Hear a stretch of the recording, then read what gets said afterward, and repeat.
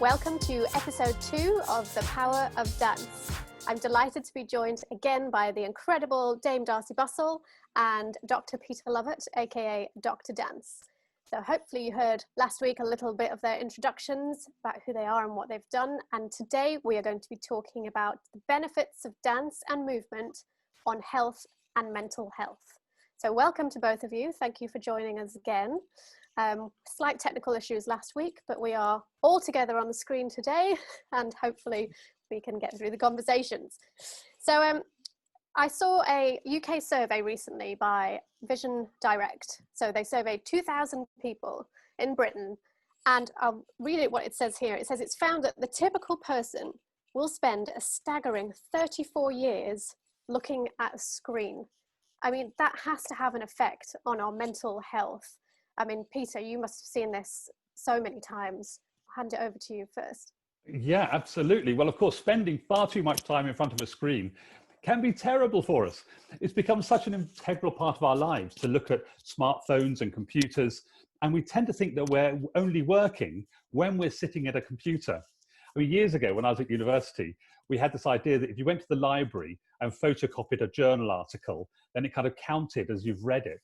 And I think now that's shifted to, if you're sitting in front of a computer or looking at your phone, then you're being productive, which isn't always the case. And it has some terrible effects on us physically, psychologically, and mentally, and all kinds of things.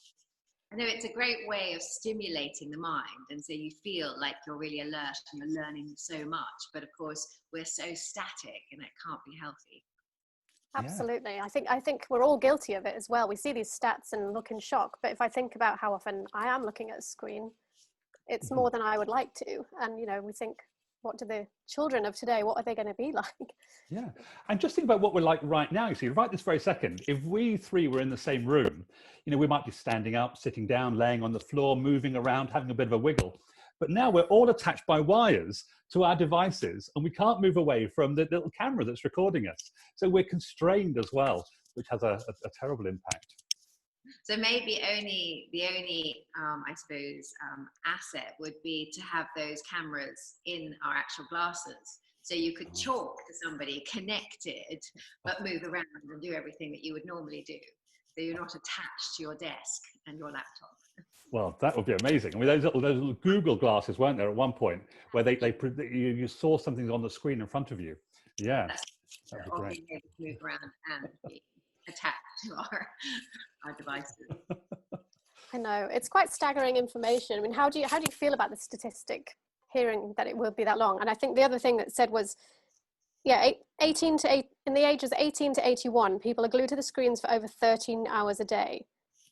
I mean, that's a lot. Yeah. Well, I mean, I believe that we have to create some sort of structure if we are going to be that engaged to our laptops and the internet and social media.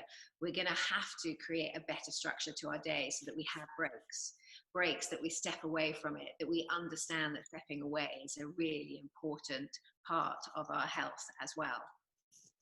Definitely. I feel like scheduling is really important, because whereas back not even that long ago, you might say, right, you've got 1 hour on your computer, you know, old games doing, you know, to children especially. Whereas now I feel like we have to schedule in the active break. Okay, you've got 1 hour, you have to be away from the screen in order to get physical and get moving. And there is a bridge there, isn't there? Because, of course, you guys are doing these lunchtime classes at the moment, and that's a wonderful bridge away from being at your screen, but actually then thinking about moving and getting people into the habit of moving. And then the next step would be to move away from the screen entirely. I mean, one of the things I've quite enjoyed about this isolation period is lots of my favorite dance teachers are putting their ballet classes up, their tap classes up, their all kinds of Pilates classes up online, so that I can actually attend to them.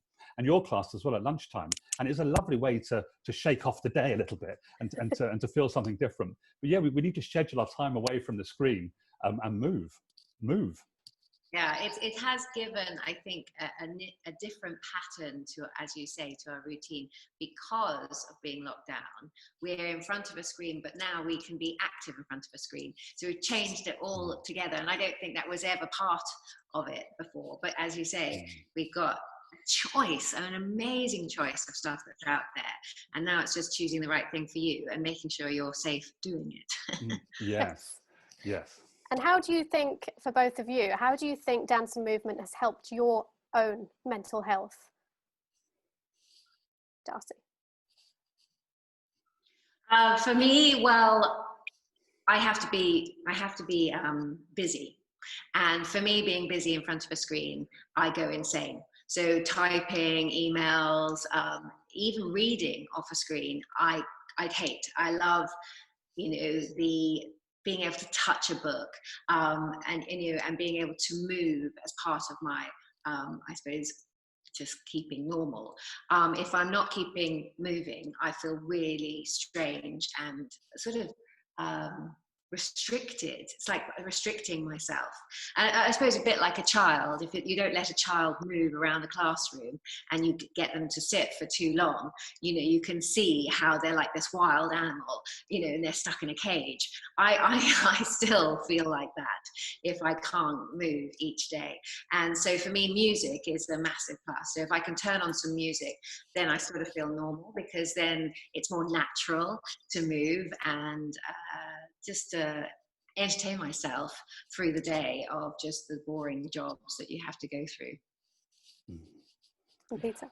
Well, I find that, you can probably see behind me just up there, I've got a pair of these big speakers, and I've got headphones everywhere. Sometimes I have the speakers and the headphones on so that the music gets right inside my head, and the volume is also vibrating against my body. And then I can work, and I often write. When I was writing my last book, I would write with this rhythm, and I might have sort of 70s or 80s disco music playing, really long 12-inch versions of pieces of music. And I'd be in the groove, just writing, and I need that movement. But for me, so I need it to work, but I also need it for my mental health. For mental health-wise, I've had bouts where I've experienced the lows, like everybody does. And for me, dance was a massive self-medicator, and it was something both times where dance was the thing that helped me stabilize my mental health, and get back into a better place. So yeah, dance is really important for that.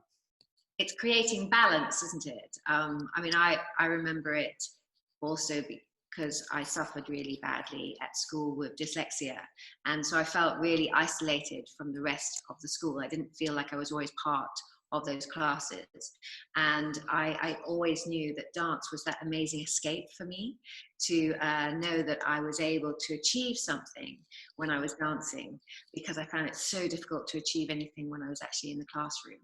So it gave me this amazing freedom, dance, and a different way to express myself and understand what my I suppose what I was capable of, and it gave me that confidence to move forward.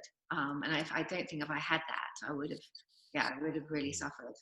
And the dancing you were doing then, Darcy, was that what? Could you tell us about that dancing? So you were at school in a classroom feeling constrained and feeling horrid under there. And where did the dancing happen? Was that actually in school, or was that outside of school?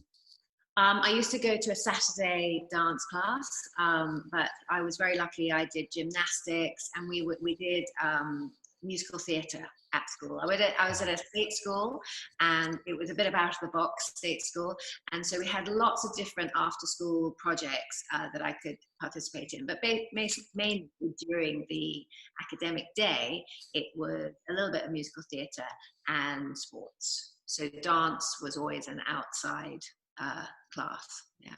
Yeah. I think it's also important for people to realize that you don't have to be an elite dancer or at the top of your game to gain the benefits from it. Like you said, Peter, you can just put on your favorite track, and the endorphins that are released with a good piece of music, and you just get going. I can't remember who said it at the very beginning, but we all have a heartbeat. We have an internal rhythm, and you put music on in front of a baby, you might see that bounce. It's a natural thing within us, but somehow inhibitions seem to creep in as we get older. And it's almost like we can't celebrate the feeling that we get from dance.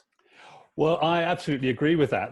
If we can get to the point where we can move naturally and not worry about how good we are, because there are two streams, aren't there? There's dancing for recreation, and there's dancing for a profession, or dancing to achieve certain standards and things.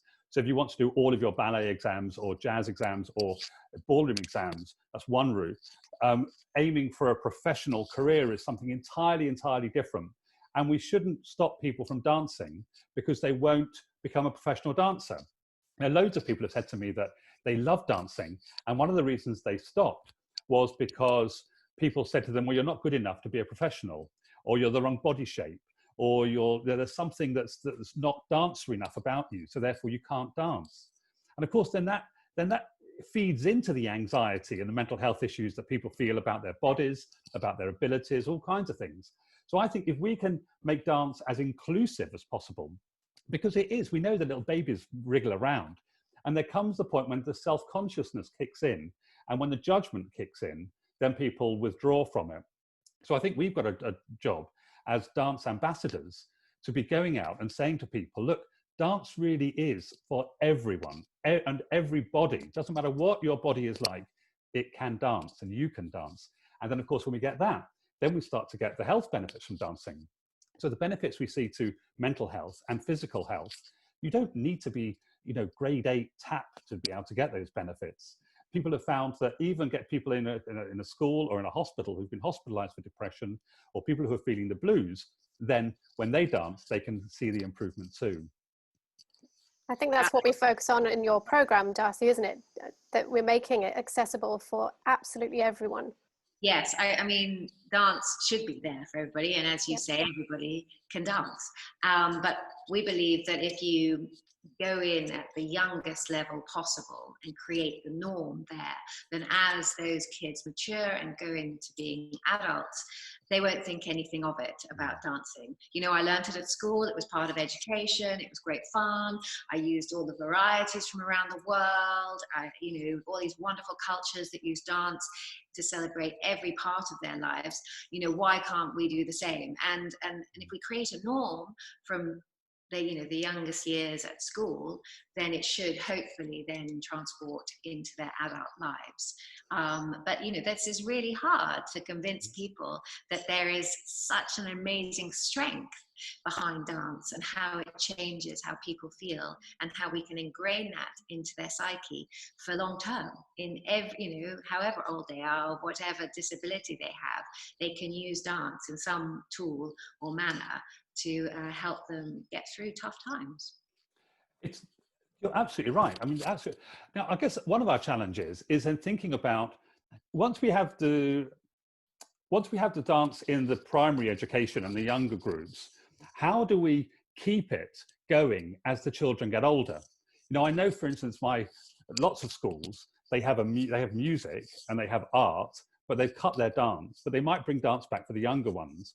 And I think we kind of need to have access to dance all the way through the education system.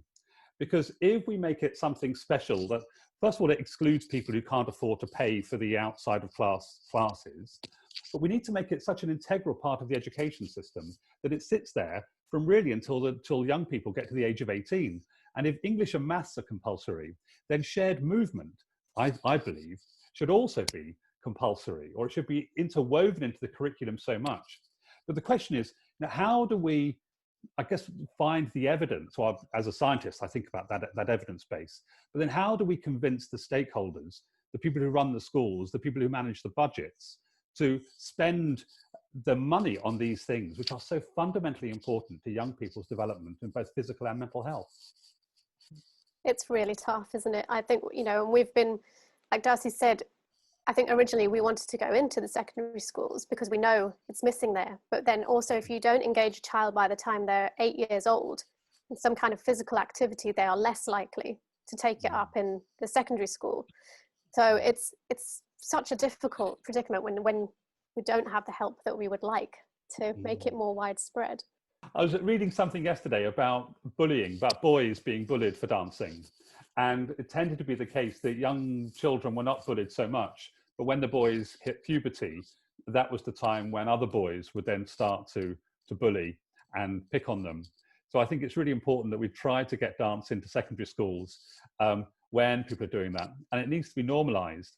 I worked with a rugby team once, and the rugby team said, oh no, we're not going to dance because we're rugby players. You know, we're big butch rugby players and we don't dance because dancing isn't for the type of people we are.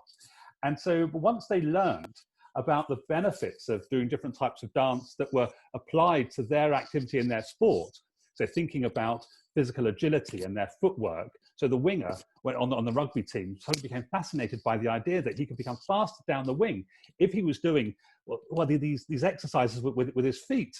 You know, he was doing pas de bourrées, you know, and when we got him practicing some pas de bourrées, then he suddenly went, oh my word, that'd be really useful for me running around people down the pitch. And thinking about spatial awareness and teamwork and shared movement and getting the ball down the pitch quicker. So when people can see the benefits they get from dance, as well as the artistry that's in dance, then I think we might be able to make it something that people don't associate with a sign of weakness or something that's susceptible to being bullied for. And it surprised me that people are still being bullied today, but young men are still being bullied today for dancing.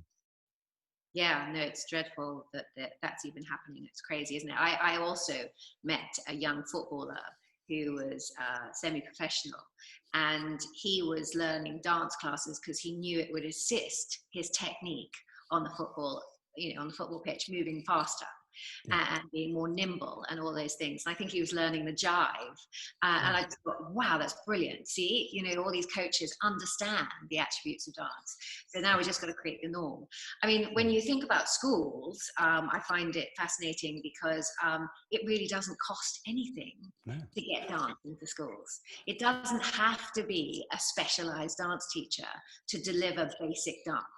It's just somebody that can be motivated and interested and also have that confidence to know, actually, I can deliver a couple of steps. How can I get this across? How can I engage with these kids? How do I keep it variety and constant, so high time on task so that they're not constantly breaking and, having breaks between, oh, am I learning another step? Now what's happening? That it's a constant game and that it can be really entertaining. And I think, it's just the concept that people think that specialized dance is quite constipated and that you're on the spot learning difficult techniques. But of course, dance can be delivered in so many different ways. And as you said, it doesn't have to be to an extreme skill to get the benefits from it. Yeah. So it's about inspiring the teachers as well and giving them the confidence in order to feel confident that they can stand in front of some children and just inspire them to get moving. It's funny, Lindsay and I, so Lindsay is my wife, and we once went to a line dancing party. And we'd been to a few classes, and our teacher said, oh, why don't you come along to our line dancing party we're having on Saturday? And we went, oh, that'd be nice. So we put our hats on, we arrived at the line dancing thing, and we're both, we're reasonably good at picking dances up. And we did the first warm-up dance, and that was fine. And then the next dance happened, and we went to stand in the line, and somebody next to us said, well, no, you can't do this one. And we said, why not? And they said, well, because you don't know it. And we said, well, we'll just pick it up. It'll be fine. We'll just follow along. We're picking it up. And they said, no, you're getting in our way. You can't just pick it up. You've got to be taught how to do this. And they were putting this barrier in place. They were saying, you're not allowed to dance with us because you're not expert enough in this particular dance. And I think we need to get rid of that as well. And if we could just say, yeah, have a go. It doesn't matter if you get it right or wrong. You'll just have a go. And that's what we need to do, I think, sometimes in schools too. Obviously, the teachers, I do think the teachers need to be qualified, they need to be skilled, and they need to have awareness of health and safety, and they need to be involved in safe practice. But once you have those bases covered and they know some of the techniques of dancing, then as long as they're getting you to do things that are safe, I think anyone can then do that. Yeah, definitely. I think we were talking about also, you mentioned there about the bullying, and boys who are looking to go into dance, but at the moment, whilst we are all at home, I think there is a lot of negative news coming at us, which we can't help but see because we're on our screens an awful lot longer. How is that affecting our mental health, and what can we do? What can dance and movement do to help that? Well, it's funny, when we're just focusing on one thing all the time, we're looking at one thing, we're focusing on one thing, then it gets right into our soul, doesn't it? And then it mainlines into us, and we think that's the only thing that's happening. One of the amazing things about dance is that it's multisensory. If we're just watching the news or listening to the news all the time, we're taking in certain information constantly. because dance is multisensory, it involves all of our senses. You know, our skin, our smell, everything, our sight, our hearing, our touch when we touch other people and moving, and our spatial awareness. Then, of course, that helps to dissipate some of these messages. So dancing is a fantastic way of getting our mind off of that very focused negative message that we're hearing all the time and letting us think about something else. One of the amazing things about dance is that people report getting into a flow-like state when they dance. So they enter this state of consciousness where some of their worries and anxieties go because their mind becomes engaged with something else. And when you enter into a flow-like state, you might lose all track of time because you're so engrossed in the task that you're doing. And movement is a fantastic thing for getting us there. And just to flip it back to what we were talking about earlier on in mental health, is lots of people say that when they dance, one of the reasons it's great for their mental health is because they stop thinking about having to pay the mortgage. They stop thinking about the row they had with their partner in the morning. They stop thinking about all of those things, and they're getting into a kind of flow-like state through dancing. And of course, right now, that's a fantastic place to get to if we can, because it stops people focusing at that relentless negative message that is coming at us all the time. Yeah, you definitely need escapes. I mean, as I was saying, it's the connection between music and movement that takes that you can escape, because you're listening to this amazing piece of music or the beat, which is so uplifting. You know, you have really uplifting beats, and then you naturally then want to move to that. And then that physical endorphin you get with the connection with music is what takes you away, basically, as you say, puts you in that flow and makes you focus on what you're trying to pick up, if you are trying to pick up moves at all, or just having a groove of your own. Yeah. That's why, because I think as well, a lot of people think that doing dance and movement is only for the body, and it's, you know, to make your body better, but the benefits on the mind, as we say all the time, it is a mind and body workout when you do any kind of dance whatsoever, because you have to think about what you're doing, but in a different way to how you would think about solving a maths puzzle. It's a completely different enjoyment factor. Yeah, that connection between the mind and the body is also, now we're talking about recreational dance having an amazing impact on the mind as well as the body. But then, you know, when Darcey was dancing on the Royal Opera House stage as an amazing professional dancer, of course, there's an audience sitting in front watching. Some of that ballet and dance is designed for an audience. And we know that when we move our body, it stimulates the mind of the people who are watching it. And it stimulates the mind and the brain in a really unique way. And this is why people love to watch dancing as well. Because when you're watching people dancing and moving, it's stimulating your mind and your brain and doing fantastic things. So we get this great connection between our own body and our own mind, and our own body and somebody else's mind. And when they move as well, it influences our mind. So it's like an interweaving of all of these different components that come together. And that's why even watching people dance is the most fantastic thing, because then it stimulates areas of your own brain. There's all kinds of areas to do with mirror neurons and what's happening in your brain while you're observing action. There's a lot of scientific research on that, which is fascinating stuff. But again, this is why dance is so important. And this is why sitting at screens, if we were to watch people dancing on screen, that might have a positive impact too. Big time, big time. What I've loved about this time is actually looking at all these different dance companies that are releasing all this wonderful footage that I would never have got the opportunity to go to the theatre or see, that I'm seeing online. And it has just widened my view of how much brilliant dance there is out there to be viewed, but also to experience. Again, what you were saying about the mind and the body, both of you, it has also, you know, as we work with such visuals all the time, and of course the young are constantly work with imagery, and it's such a massive, what do you say, a way of engaging quickly. If you had a visual, a color, but as you say, movement, all of those visuals and what you're taking in when you're watching dance, it's how it also is connecting with you emotionally and how you're feeling and how you read somebody's body language when they're dancing. It changes how you feel instantly. You are communicating instantly with how that person is dancing and how they are reacting to a certain piece of music, and it's expressing a certain feeling at the same time and an emotion, and that's what I love about dance.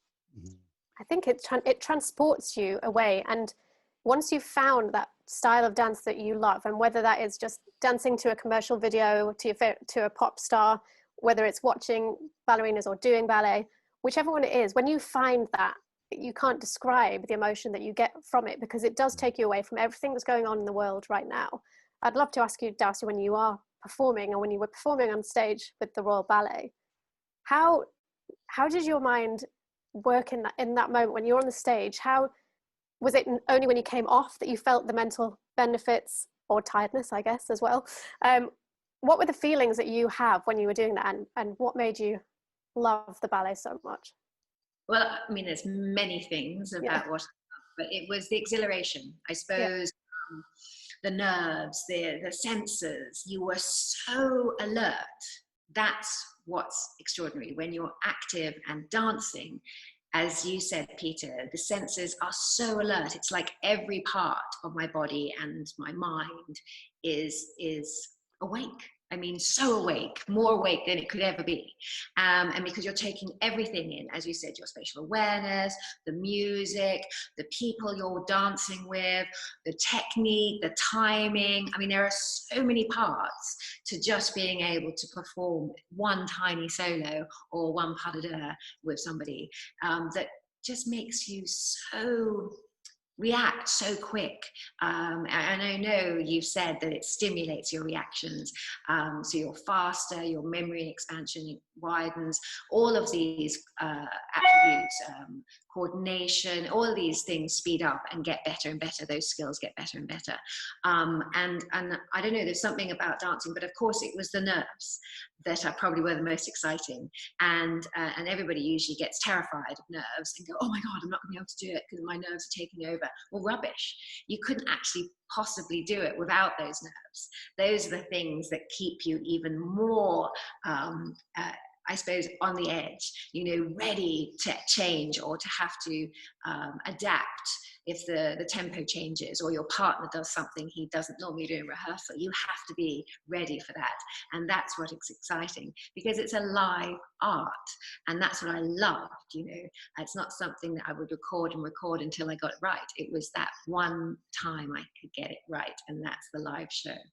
Wow.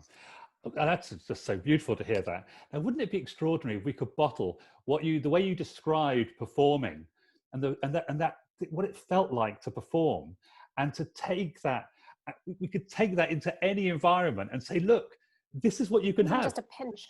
This is it. This is it. This is what you can have if you dance. If you dance, you get this. You get it for free, basically. And yeah. People complain that, oh, well, you're only feeling that because that's what you trained in for, you know, years and years and years, and you created a skill, and you did it in vocational school and you did years and years of it. And I'm like, no, you can still get that feeling. You can still get that lovely edge and that anticipation of, you know, linking all these steps together, getting it right, and the sense of achievement when that works. And it doesn't have to be complex steps. It doesn't have to be technically steps to get that satisfaction from the dance. Yeah, I used to get that when I used to go night clubbing. I was probably 17 and 18, and I go to nightclubs and the music would be loud, and I didn't do drugs, I didn't do alcohol, but the dancing itself gave me a high like I'd never had it in anything else. And so you're right, you don't have to be performing on a stage to get that feeling and doing things, technically extraordinary things. You can get it by just getting inside the music and getting inside your body and just losing yourself to that. And then all those feelings come, which is just amazing. Oh. Fantastic. Thank you so much for joining us for episode 2 of The Power of Dance. And a special thank you, as always, to both Darcey and Peter for sharing their wealth of knowledge and expertise on the many, many benefits of dance and movement. We hope you enjoyed this episode. Please comment below and share with your friends. We'd love to spread the word, and we will see you next time for episode 3. Bye.